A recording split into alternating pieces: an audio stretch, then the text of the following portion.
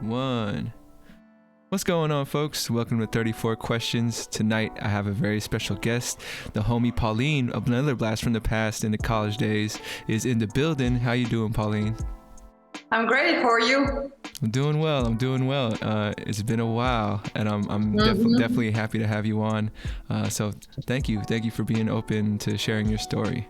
Appreciate it. For the folks out there unfamiliar with the flow of the show, we do some intro questions just to warm up and to set the tone of the interview. And there's also a couple icebreakers in there, a couple games. Feel free to play, feel free to pass. And after that, we'll jump into the main portion where you choose a number between 1 and 34. Sound good to you, Pauline? Awesome. Yes, I'm ready. All right. Well, my very first question for you is, how have you been? It's been a long time. It's been a crazy year. How you been? You know what? I will say I am great right now. But it's been not so easy with everything that happened in the past year. Just because of COVID, I had to go so little thing, I'm from France initially. I moved to Long Beach a couple of years ago, got my degree, meet you there, meet the whole crew. And then a year ago, I had to go back because my visa expired and borders closed. So I'm still in France and I'm in the process of reapplying for my visa. So it's just it was not so easy, but sometimes I made the best of it. I didn't have a choice. But no, now I'm great. But it's just been it's been a process, I would say, a journey. No, for sure. Yeah. So how long have you been back in France until now? A year and a month and a half. For sure. When do you anticipate getting back to the States? Right now I'm reapplying for my visa, so it's going to depend of how fast is how fast they're going to process the application, when they're going to give me an interview, are they going to accept me back? I really don't know. Yeah. I gotcha. Can be a couple weeks, can be a couple months.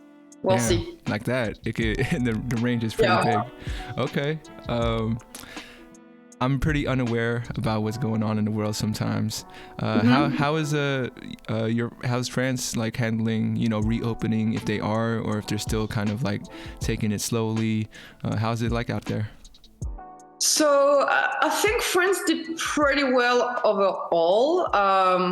So basically we had so when I arrived in France a year ago, we were in quarantine and we were in hardcore quarantine. That was tough. We were in quarantine, I think, for about 2 months. I think it was 9 or 10 weeks. Yeah.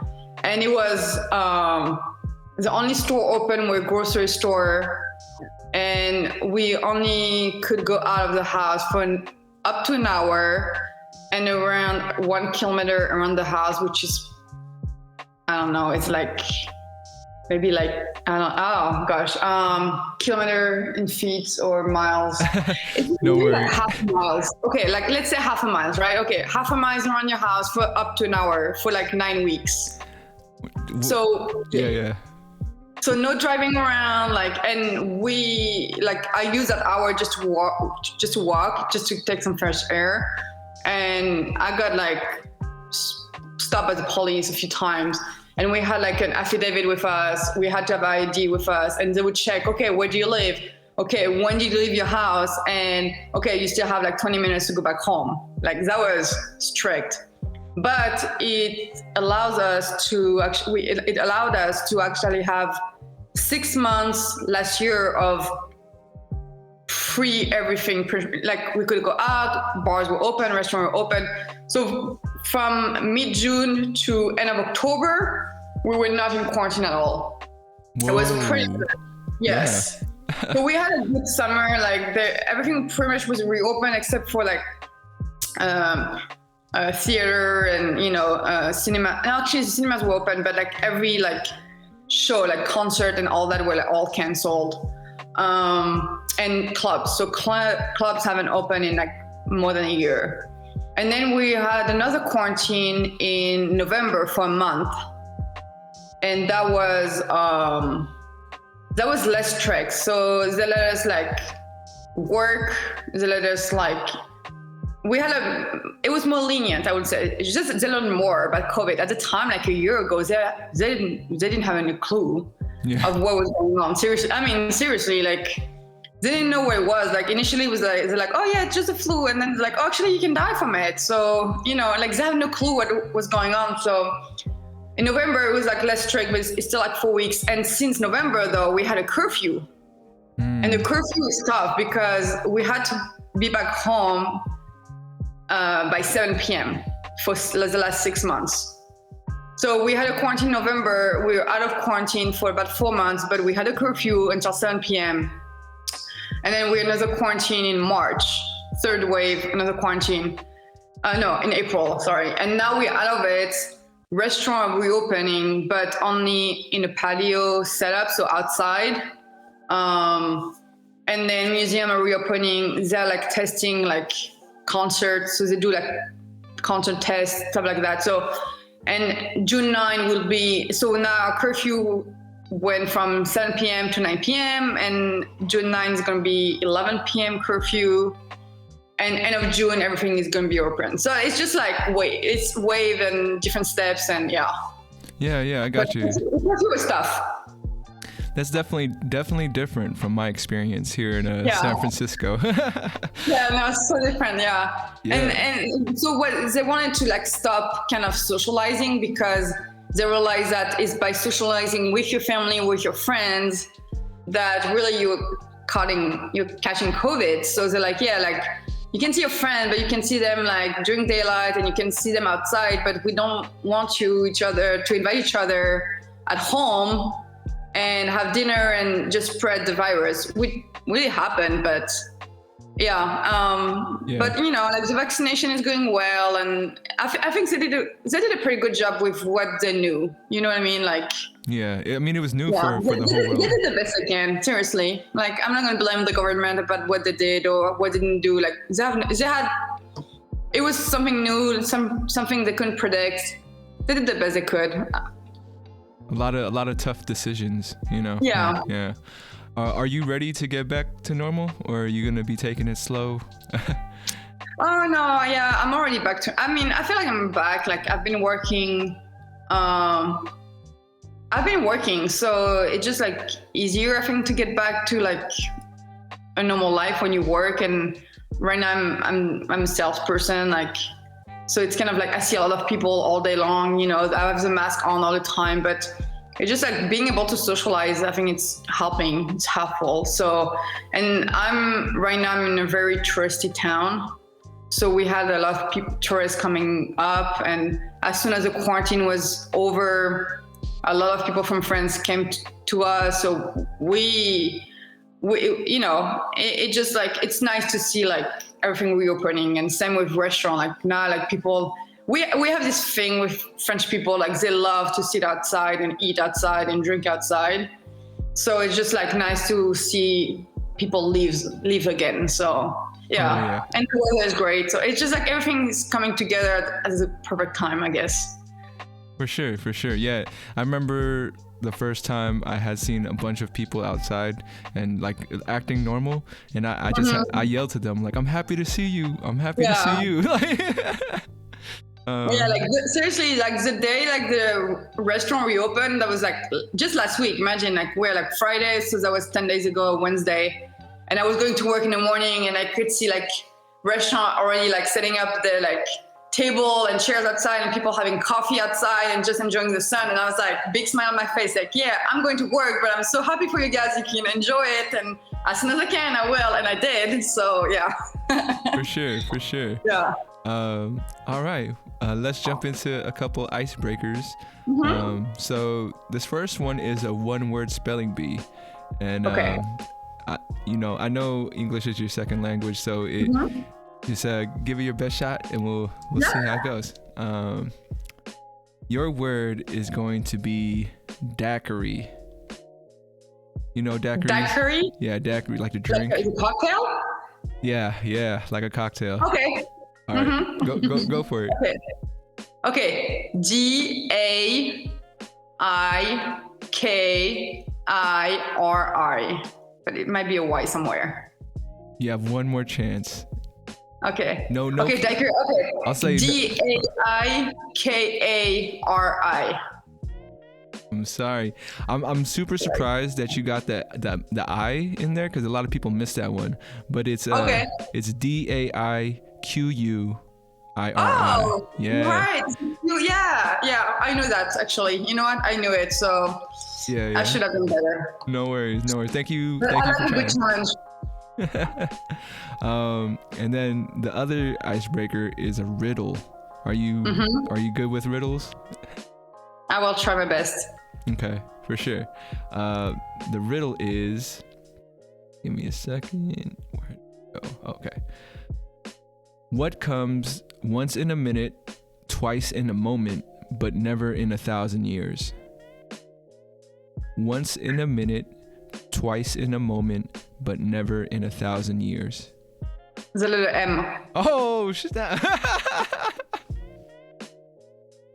Good stuff. How'd you get that?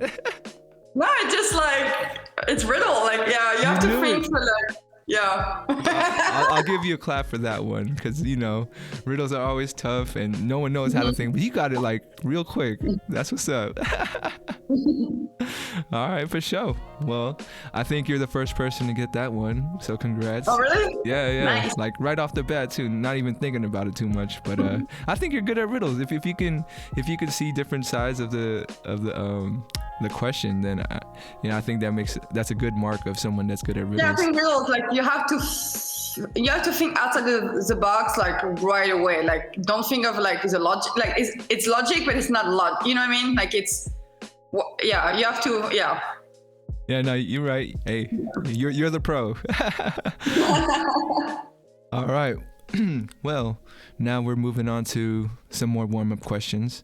This next one is: what would you like the audience to know about you?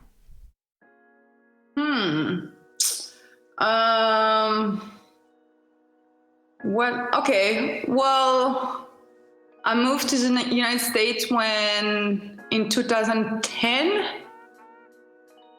to move with an American family that I never met before. I lived with them for a year and a half, didn't speak any English, and I adapted really quickly. And then I came to California like 2 years later, and I got my bachelor there. And I don't have any French friends over there, and I was able to like make friends pretty easily, I guess, thanks to my like roommate at the time, Julia, that she's a common person, I would say.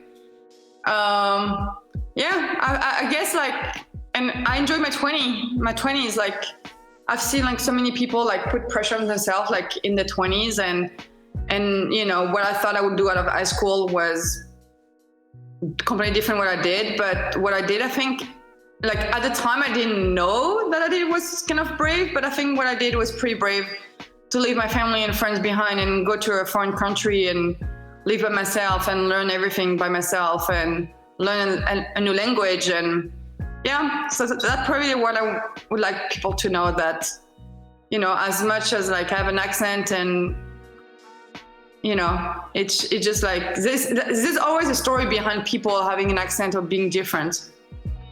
So it's kind of like, yeah, like people have a hard time like sometimes understanding you or thinking you're not that smart because you're an accent. But it's like, no, like I'm smart, but there's just like no two languages, and and two different culture, and a lot of adaptation behind that. It's just like be able to adapt yourself and be able to, but at the time I didn't know. Like it was just like, yeah, I'm doing it. Like, but like 10 years later, I'm like, oh, yeah, not so many people actually are able to do that or are willing to do it. So I would say like, high five to myself for that.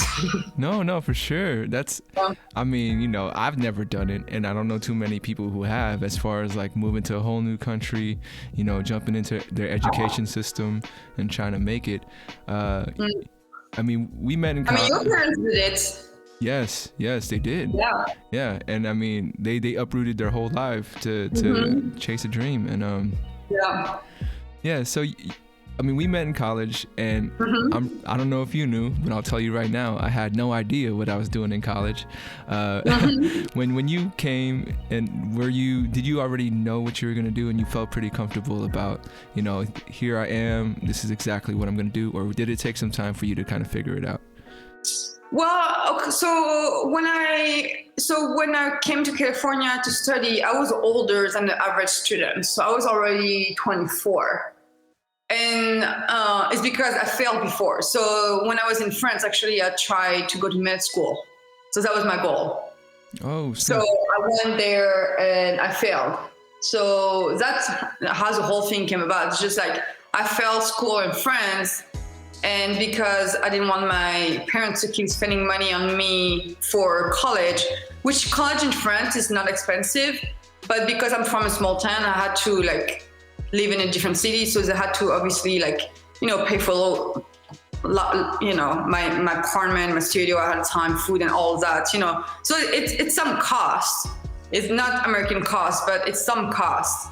And I told my parents at some point, it's like, you know what, I failed. I don't know what I want to do anymore. Let me stop school and try to figure it out. And what I figured out, I want to do something meaningful. And they're like, no, you're not stopping college, you're not stopping school, because if you stop, you're never going to go back. So I kind of give them the promise, you know what, no, let me stop. And at the time I was I was 22. So I was like, yeah, I'm stopping. You don't have a choice. I'm 22 and I'm doing it my way. So I quit school, and then I decided that, you know what, I could work for a year and have a very low paid job because I only had a high school diploma, or I can do something more meaningful. And I was like, you know what, let's learn English. If I learn a second language like English, it doesn't matter what I do later on, it will serve me at some point. And I was like, okay, well, how can I learn English without costing me a penny? So okay, well, I'm going to be an au pair. So an au pair is a nanny coming from a foreign country. So I could have been an au pair in England. It's it's too close to home, I will go back. And there's such a huge French community in England that I don't think is serving me. So I was like, okay, I will go to the United States. And I applied and I interviewed and I talked to a bunch of families, and I went to Chicago. So I stayed in Chicago for a year and a half, and that's where I learned English. And that's where I had the time actually to think of what's next. So I had a couple options. I thought about real estate. And at the time, it was just after the crisis, it was 2010, 2011, real estate was not great. So it's you're not going to do that. It's just not the right time to start. And I was like, you know what, let's go to business. It's something actually you thought about it way before being a doctor, and it's very broad. So it's kind of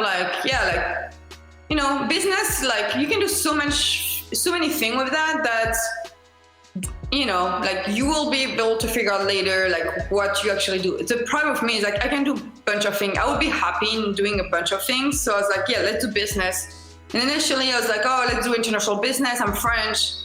I'm going to be in the US. And then actually I took a bunch of accounting classes and I loved it. And I was like, you know what? I love numbers, blah, blah, blah. So I didn't go to accounting, but I went to finance. So everything was pretty logical in my decision in my school path. But yeah, so I knew when I went to college the second time that I wanted to do business. So there's and I didn't sway from it. Yeah. For sure. Yeah, that's thank you for that story. I don't think I was ever aware of that. Besides, I know you were coming from Chicago and everything, but going through medical school, I had no idea. But yeah, for sure. My second question for you in the warm-up is, if someone were to pay you a tribute, how would you like to be honored? If I was gonna tell myself today I'm gonna do something in the honor of Pauline, what kind of act could I do? Plant a tree. Plant a tree. For sure. Okay. Yeah. Very simple. Just plant a tree. I got you. I got you. And then my last question for you is, on a scale from 1 to 10, how well do you know yourself? 10. 10. Tell me more. Tell me more. Why a 10?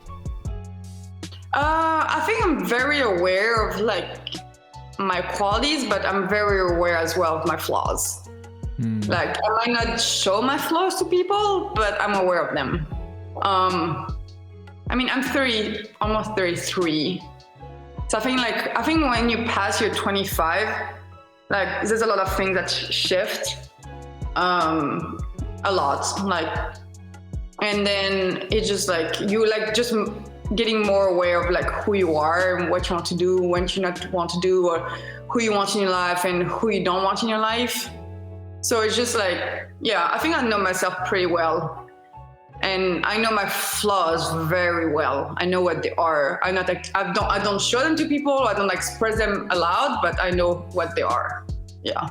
For sure. You know, it's funny. I don't know if you've ever heard the term that like women, they mature faster than men. Because that feeling that you're talking about, it didn't hit me at 25. It hit me at 30. So it took me 5 years to to feel that way. What would you say is your favorite thing about your personality? I'm very likable, I think. Okay. Like, I mean, not that I know of, people tell me that. Like, I get along with a bunch of people from different backgrounds. Like, I don't know if it's from adaptation or just, first of all, I like to talk to people. Like, I like people.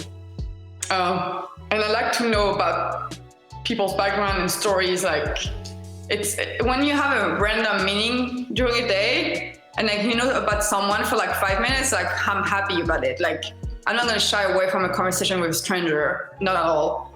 But that's what I've been told. Like I'm very likable. Like it's easy to get along with me. For sure. Yeah. Would you say that was something you were born with, or it was like some kind of a revelation or epiphany that you had about like, you know what, I like talking to people, I like getting to know them? Or were you just kind of like that since, you know, a kid? I'm like that since I was a kid, yeah. Oh yeah, like I always had friends. I was always very curious, like that. I'm a very curious person. I need to know like how things happening, why, and you know the whole shebang. So I was almost like, it was funny, like back in the day, like we had like Christmas dinner or like New Year's Day dinner at my grandma's, and it would be like my mom, her two brothers, my uncle and aunt, and my cousin, and I were all the same age, so like kids, like less than 10 years old. And then, you know, like we had dinner and we were allowed to go play, and I'm the one behind sitting at the table because I want to hear all the adult conversation and I want to understand everything, and yeah, I want to know everything. And like later on, like a few years back, I would tell them like, oh, I knew that and I knew that. You didn't tell me because you thought I was a kid and I couldn't handle it, but no, like I understood, you know. So but I always had friends. So I don't know if it's like adaptation too. Like I think I adapt myself pretty well with different situations, but yeah, like I was born being social. I'm a social person. Yeah. That's what's up. Yeah. Yeah. I mean, I would say I'm also curious about people, and I like talking to people. I was always intimidated by the adults when I was a kid. Like I wouldn't sit at the table with the adults just to listen to stories. Yeah. But yeah, that's what's up. Cool. I mean, when we met, like, okay, I arrived on a Friday. I met Julia, my roommate, on the Saturday, and I met you on the Sunday. I think we went to or something, and I don't remember anything awkward. And we were so like, I mean, different from. You were from the Bay Area. I'm from France.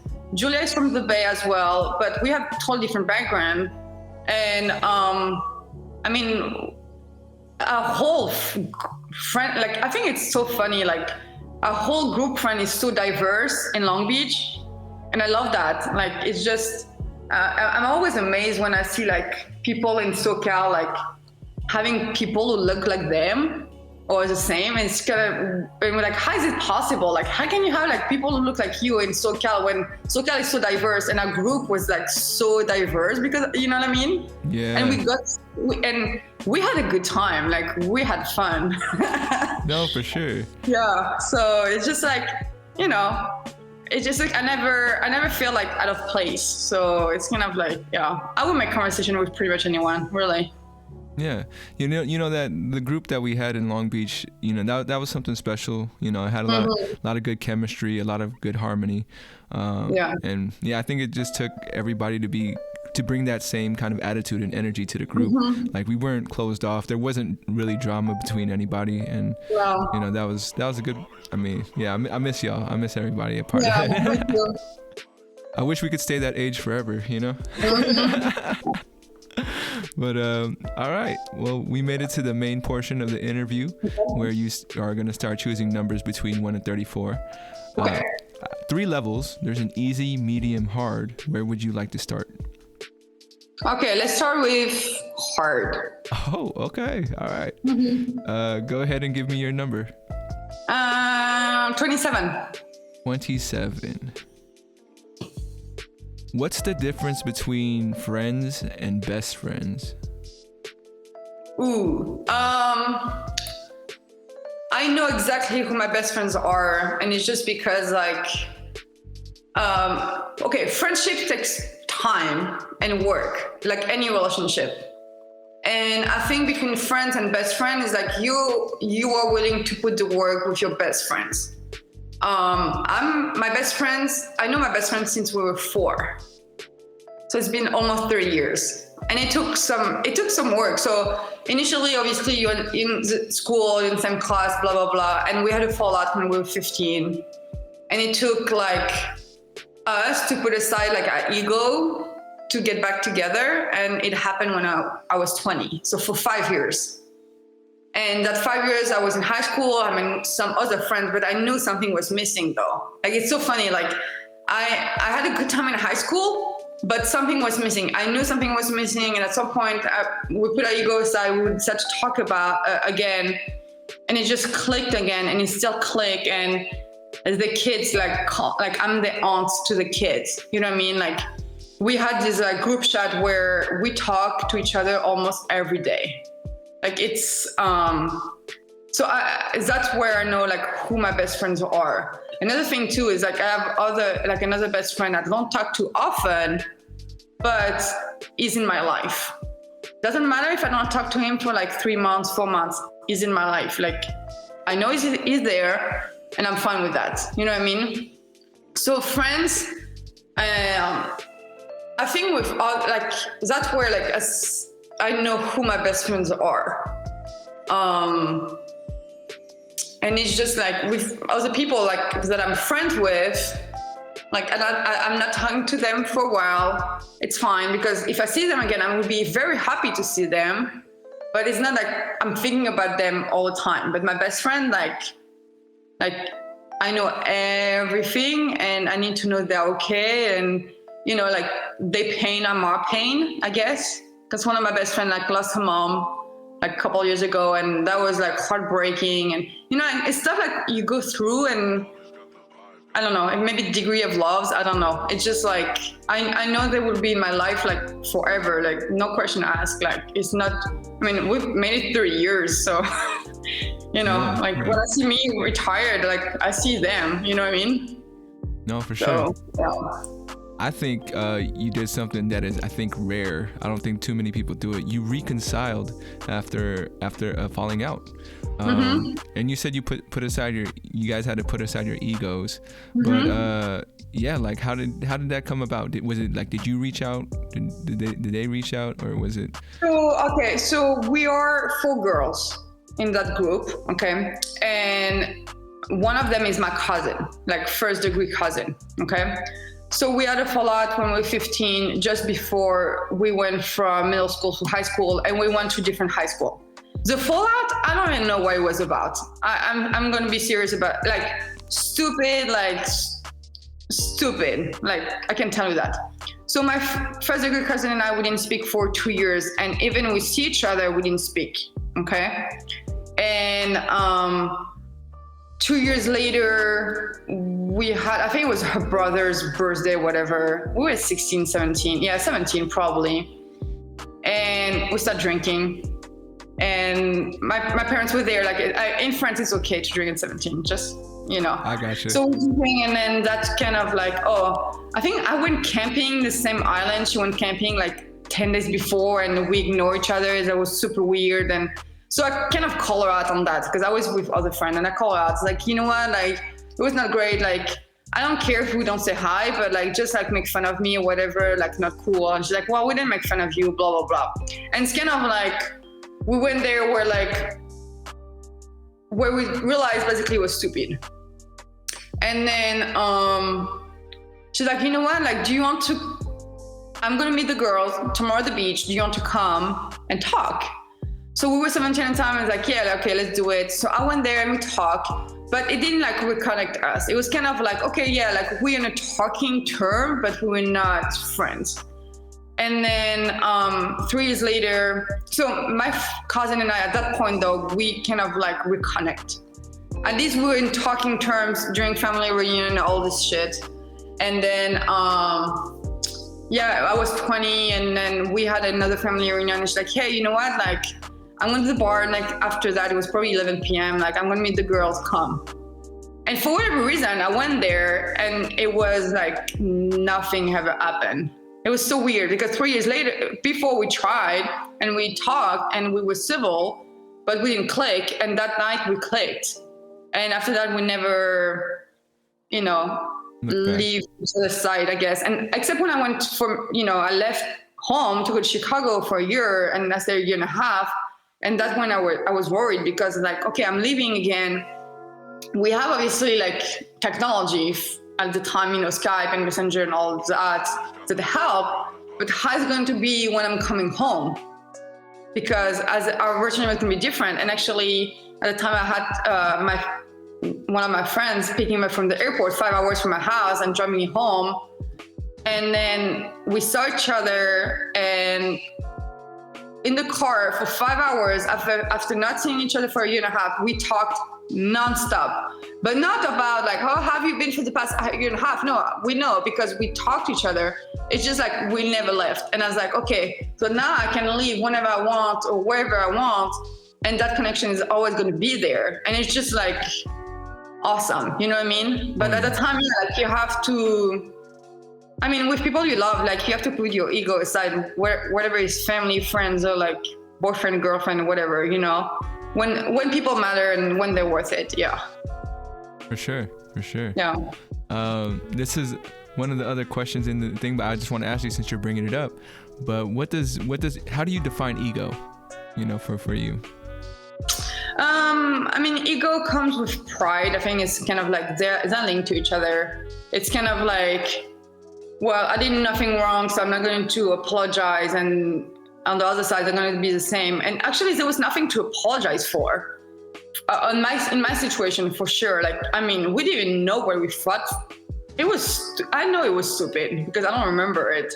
So it's just like, when you're 15 and you're a teenager and you're like, well, she did something wrong or he did something wrong. And, I don't know, like ego is just like, I don't know. It goes with pride. I think it's both goes hand in hand, where like you think like you are right. And I like to be right. Don't get me wrong. Like I love to be right all the time. But it's kind of like sometimes like you just have to say like, you know what, I was wrong, and it might give you like a pit in your stomach, but who cares? Like, no, I mean, I think you can stay your ground for so long, and then you know what, I could have like not care, and my cousin could have not care, and these girls could have not care, but like 10 years or 15, 13 years after we reconcile, like I said, like they have kids and we are in each other's life and we're happier than ever. You know what I mean? Like you can I don't know how to define ego, but I just know what it does and the consequences of like not letting it go and not being the bigger person. And like, you know what? That was stupid. Like, let's move on. I got you. Yeah.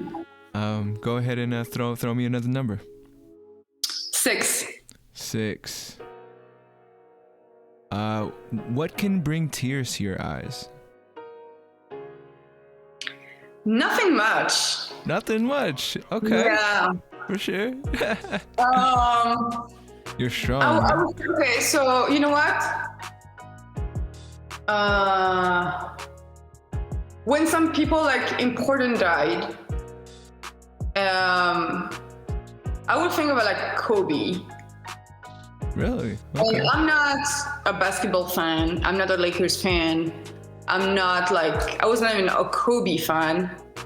But I think it's just like when he passed away and what it did for a lot of people, and his daughter passing away and all this whole situation. That make me really sad. And sometimes will like bring tears in my eyes to think about like his late wife and what she's gone through. When like, yeah, so another person who like passed away like a long time ago, but like that made me super sad was like Benazir Bhutto. She was the Prime Minister of Pakistan.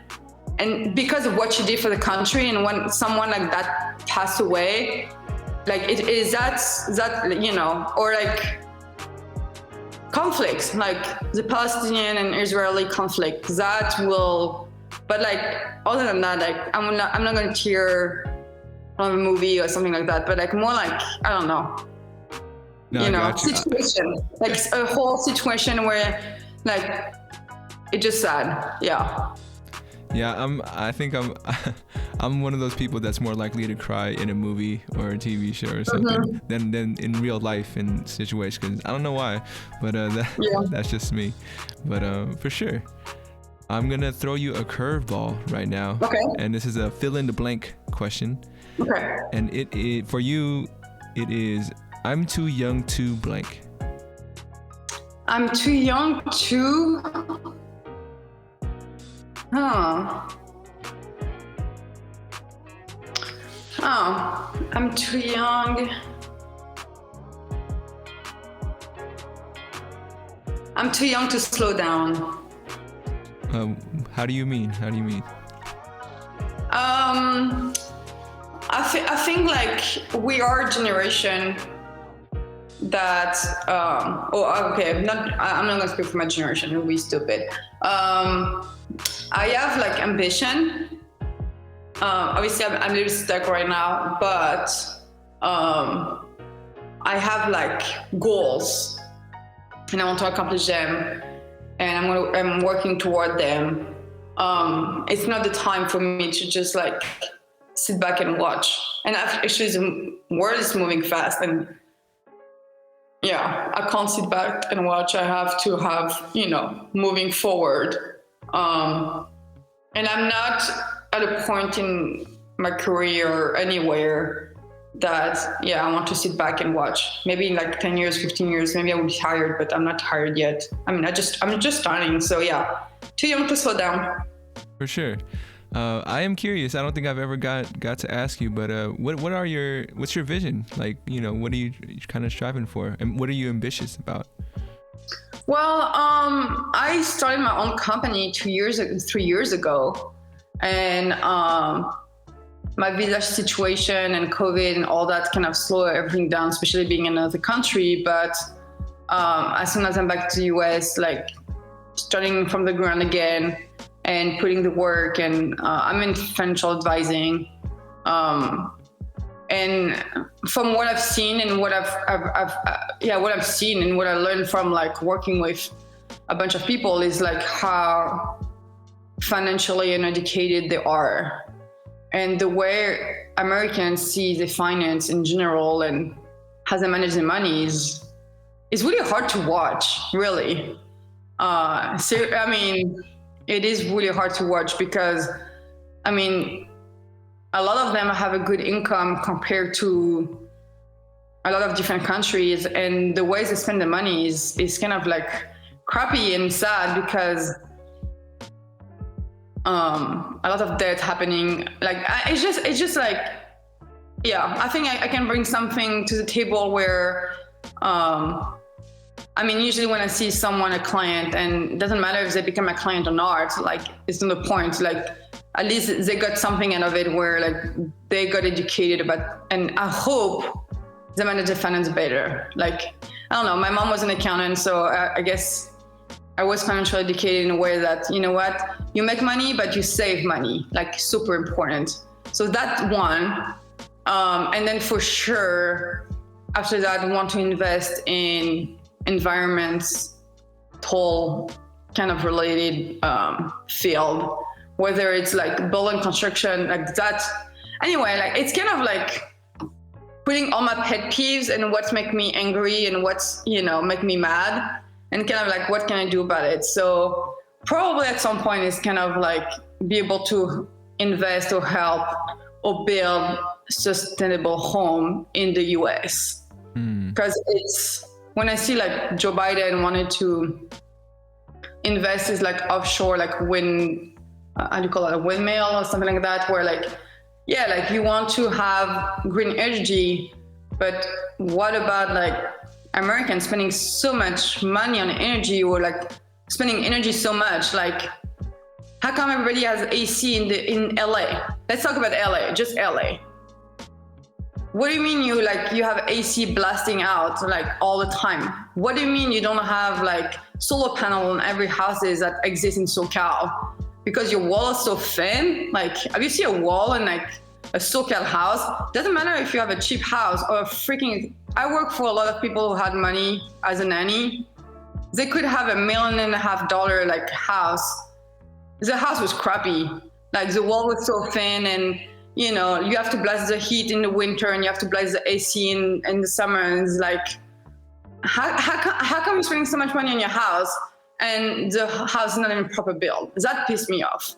That really pissed me off of like, so there's a lot of, you know, just a lot of things that piss me off. And I think that's where we'll start, is just like solving an issue at a time if I can. But I plan on that for sure. For sure. So LFG, that's your thing. That's your business that you kind of started up? Yeah, I was. Okay. I was. So I was an independent contractor with a platform. Now I might switch a platform, but still doing the same thing. So I'm specialized in life insurance and annuity. That's my field. Which the goal is still to become fully financial advisor with FINRA. So having my series and all that. So yeah, but being on my own, I don't want to boss anymore. I know what you mean. And then what I was going to say, as far as environmental impact, and you said sustainable housing, have you kept up with any projects, maybe, you know, around the world that you can see, you know, being beneficial in that sense? I'm just curious, you know. Yeah, so I can compare actually housing from my country to the US. Like, I don't know if you can show you. Can I show you? Yeah, if you want to, yeah, that'd be great. So that's my parents' house in France, okay? Okay. So here you have actually, so right now it's nighttime, so that's a window. And then you have shutters. So I'm going to open the shutters. So that's already like every night we close the shutters because it will keep the heat in and the cold out. And then I'm going to like, now we have strong windows as well. Not like that's, you know, like windows. And I'm going to show you like, if you can see, that's like half thick. Oh, can you see that? Okay, let me see. Let's maybe put some. If you can see how thick, no, you can't see. Anyway, it's okay. It's okay. Like big as wall. That's what I'm telling you. Like, it's a thick wall, like yeah, super thick wall. Where I mean, I would say it's like half a foot. I would say. Okay, yeah, that's not how things are built here. But I'm talking about like proper insulation, proper windows. All that. And it's funny because I had an American friend coming to my house a year and a half ago. She was on a world tour with her boyfriend and husband. And then she passed by friends and like, yeah, come over. She stayed for a weekend. and she was like, and she has a background in engineering, and she was like, we should do that in California because like your house is so well built. And I'm assuming we're not the best. Like you can see actually projects like in Singapore. I love that. Like they do all this kind of like green walls and all that, where like, you know, they have like greenery, like growing on like roofs and walls. Anyway, there's a lot of things can be done. But I think like in the US, I think I don't know why money is spent in building housing. I think it has to be quick. And the profit goes to the investors. But we definitely have to rethink of like how we insulate a house in the US for sure. Because it doesn't matter, like if you're in SoCal, during summer it's gonna be hot. If you're in the Midwest or New York, your winter is gonna be cold. And I've seen that in the Midwest in Chicago where the heat was blasting and half of it was going out the windows because the house was not properly insulated. And I think it's because the energy is cheap. Seriously, like if you compare like a cost of water or electricity here in Europe compared to the cost in the US, that's where the big difference is. And obviously I don't want like American to pay more, but for sure like to spend like to not waste as much of the energy as they are. I mean, if you take China and the US together, they're responsible for 50% of the world pollution. It's not a good record to have. And at the same time, I believe the US still can be leaders, you know what I mean, in different fields. And I think if the US start treating like environmental issue, concretely, like doing something about it, not just like word, like other country will follow. I'm sure of that. So it's just about like, changing the way, like at least like I think housing is a big deal. Like agriculture is another one. There's a lot of things like, and the same with like the US, like why do you still have like coal mine? Like what for? You know what I mean? Like you have plenty of way to like produce energy. You don't need coal anymore. No, so. Yeah, I mean with the coal mines, I think we just haven't set up a good system to close them down and get those people trained in other jobs. That's a whole. Oh yeah. But I mean, the U.S. government has so many flaws that it's really hard to see any progress or leadership. Just clear leadership in doing those things. That's why I think the rest of the world is kind of like, oh man, the U.S. is kind of shaky right now. We can really step up and be that leader that they were supposed to be but aren't anymore. So yeah, I mean, I think like no country is perfect. It's not like one country is better than the other one because everybody has like different issues and obviously different culture. But I think a lot of countries are divided. Like it's not just like, I mean, the US obviously is very divided, and that makes it actually harder to do stuff. In France, we are not known to always complain. And it's really hard, I think, for government to do things, whatever it's like national or local, because there's always someone's going to complain about it and do something against a good project. And I've seen that a lot with people like, oh yeah, like I care about the environment, but I care more if it's not around me. So for example, we have a project of a offshore windmill close to my hometown, and there's a bunch of people like, oh no, we're against it. It's not gonna be pretty. So you want to have more renewable energy, you want to produce more renewable energy in your country, but you don't want to be next door. You know what I mean? And that's what for me, it doesn't make sense. Like you are in or you're out, but you can't be like in and like, yeah, but do it somewhere else. And I think that a lot of people like that, whatever, and it's not just the environment, any issues. Yeah, like, no, I care about it, but do it somewhere else. you know? Oh no, we should do something about the homeless. But the homeless shouldn't stay in the park next to my door. You know what I mean? You know what I mean? It's just like, yeah, like put them somewhere else where I don't see the problem. Yeah. I'm kind of curious now. I know homelessness here in the Bay Area is a huge problem. Is that an issue out there in France, or you guys kind of got it handled? Okay, so we have homeless. I think we have. Okay, so we have two type of homeless, and I think that's the big difference with the US because we have French people who are homeless, but we have a huge homeless population right now in Paris, mainly that are immigrants.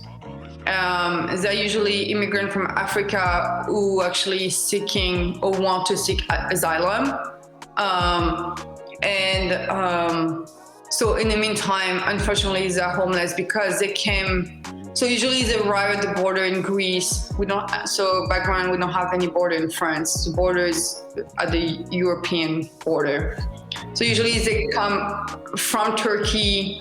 So they're not from Turkey, but they pass the border from Turkey to Greece, or they try to cross from Morocco to Spain, or Morocco to Italy. Anyway, so they arrive there, and some of them want to stay in France, some want them to cross and go to England, but a lot of them are really leaving war behind and poverty and all the kind of shit that's happening in Africa. And unfortunately, they are seeking asylum, and many of them don't have it, or it just takes years for them to get it. And in the meantime, they can't do much. They can't work. So they can't have access to housing. So that's what I've seen. I'm not in a big city, but in Paris, that's what I've seen, where it's kind of like a similar situation as LA, but not as bad. But it's a lot of immigrants. Whereas the US, it's actually Americans. I mean, let's face it, right? It's not. I think in the US, we have a lot of unfortunately veterans who don't have the help that they need. We have a huge opioids problem that needs to be addressed. I think we see a lot of I think we see more and more women being homeless than even 10 years ago. I mean, that's what I've seen in LA, which I think is the sad part because they are in danger at every corner. So I think what's crazy is just it's been going on for years and there's still no solution. And nobody wants to tackle the problem, really. No politics want to tackle the problem in SoCal or in California in general. I mean, San Diego has a huge homeless problem. And when I say problem, it's not for us, it's for them. We shouldn't have 60 or 70,000 people living on the street in Los Angeles when we have so much money. Let's face it, come on. California is the fifth bigger country in the world if they were singled out, and you have hundreds of thousands of people living on the street, really? And you haven't found a solution for that? Come on. Other countries with less rich found a solution. In Amsterdam, they have corners, how do you call it? Containers from ship, containers that transform in housing, which is super cheap. There's plenty of solution where you can find temporary, to have people off the street, but I don't know. Yeah. Well, thank you for your insight. That was definitely a lesson for me. I had no idea about what it's like in France. Just want to let you know we only got about 7 minutes left. Want to thank you again for coming on. I hope this was fun for you. It's been a great conversation for me. So, I'm glad. It was awesome. So we made it to the concluding portion of the interview. I have about 3 more questions for you. This next question is from a previous guest. Shout out to Reach. And I guess, you kind of answered this already, but feel free to mention it again. His question is, with no constraints and fully with your passion, what would you pursue?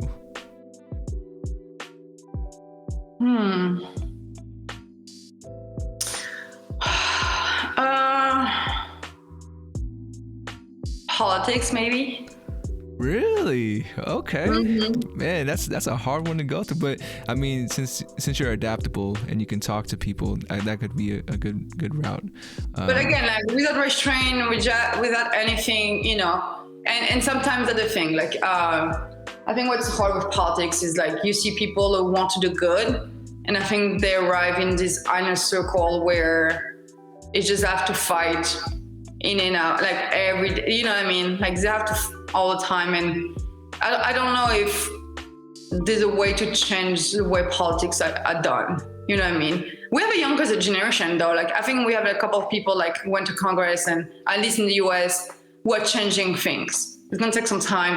And I think in the France too, like we have like politicians that are like a bit more honest than they used to be and less shady but we still like, stories are coming up 10 years later about like a former president and embezzlement and money, a lot of things like shady stuff, coming up. So we'll see if the new generation is just like staying clean, I would say, from that. I hope so.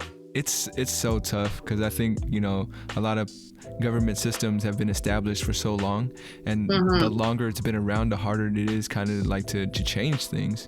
And so I hope so. I hope these kids can figure out something where like we can get on the same page, but I know it'll be tough, in my opinion. But for sure, I'm if you like, in my mind is if when someone answers this question and like you said politics, now in my mind I'm just like, wow, eventually Pauline's gonna be in politics. I mean, again, like it doesn't have to be big. It can be something super like small and local, like a tiny town mayor position would be like plain enough. But again, like maybe down the road when like you're retired, I think it's a good time to do like local politics. Like when you retire, like, hey, like let's try to be a mayor of some tiny town where you live. I don't know. But big one, no. I mean, again, like the question was with a restraint, right? It's kind of like, and again, when you see people like really influential people, like not influencers, but like real influential people, are they doing more work by being out of politics than they would do being in? You know what I mean? So if you really want to change things, is the politics like a way to go, or you should stay away from it? It's kind of like... Yeah. But I think you got the right idea as far as local politics, because I think that's the best way to create change is, in smaller pieces. Yeah. Sure. My next question for you is, what would you like to ask the next person that comes on to 24 questions? You could go heavy or you could go light, up to you. Okay. I have 2 minutes, right? Oh, no rush. No rush. It's not like a hard deadline. Okay, I want to ask a good question. Let's see.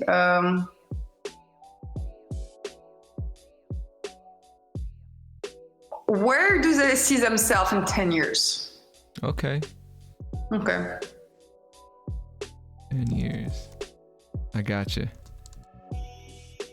And then is it a question that's been asked once before? Once before. There's another guest who asked that question. So it's not too hard. And you never know who's gonna come on and be the one to answer that question. So don't worry.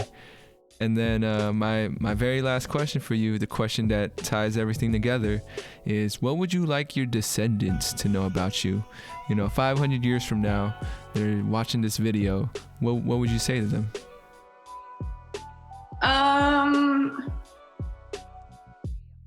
That I was not influenced by trends.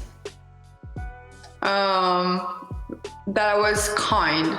I think you have to be kind and respectful to other people, open-minded.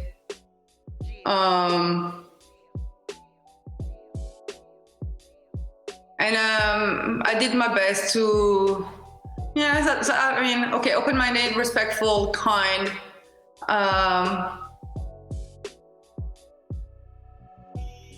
And I keep educating myself through the years.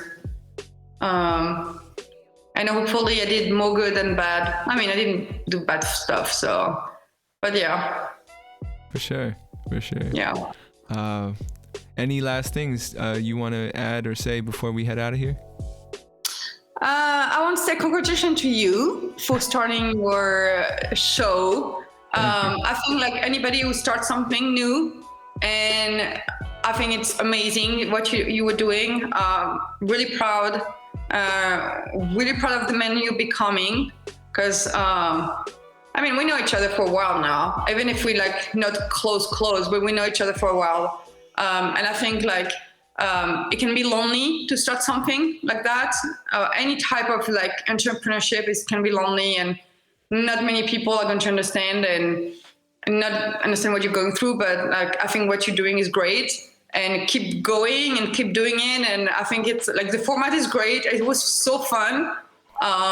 Yeah, so I'm happy like you asked me. I was, I'm happy I did it. So it was really fun, and keep doing it what you're doing, and it's awesome.